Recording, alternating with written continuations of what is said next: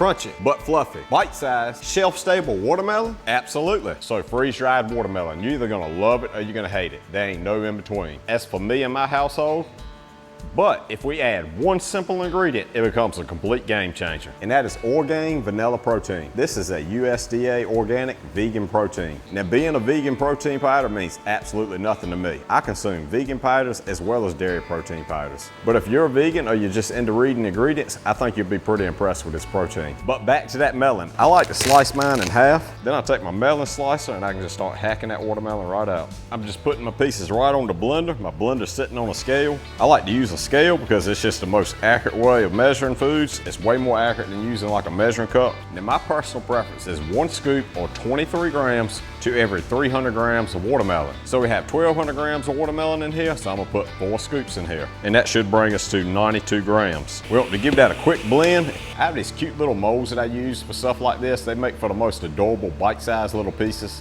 You need to set these molds on your trays before you fill them, because once these are full, you cannot pick them back up without making a mess. So I'm gonna pre-freeze these overnight, so tray stackers are gonna be an absolute must. The next morning, I start my machine.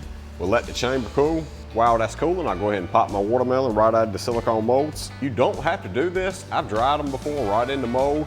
However, I just feel like they're gonna dry quicker with them ejected from the mold. Just be sure you spread them out kind of even. You can take your time and flip them all over face up if you want, but ain't nobody really got time for that. Into the freeze dryer to go, and now we wait. Well, this batch has been running for about 30 hours, so let's have a look. Ain't they just some cute and adorable little bite-sized pieces? Since I pre-froze them in them molds, they actually break loose from the tray very easily. There are a few pieces that melted down and got a little ugly during the process, but are they crunchy? Well, let's find out.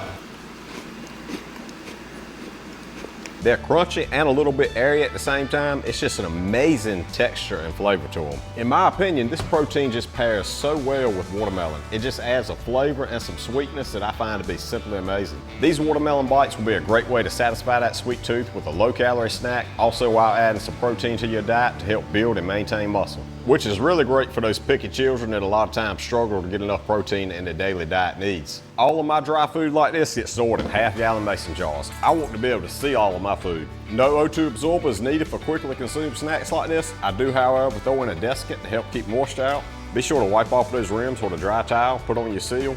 These automatic vacuum sealers are a great investment if you're gonna do stuff like this often. You just place it on your jar, turn it on, and you can go do your own thing while it does the work for you. If you've ever tried freeze-dried watermelon and you did not like it, try this recipe. I promise you it'll be a game changer. And if you're on the fence about buying a freeze dryer, just do it. It will forever change your food storage capabilities in a positive way. And if you currently have a freeze dryer, well, what is your favorite watermelon recipe? Drop me a comment down below.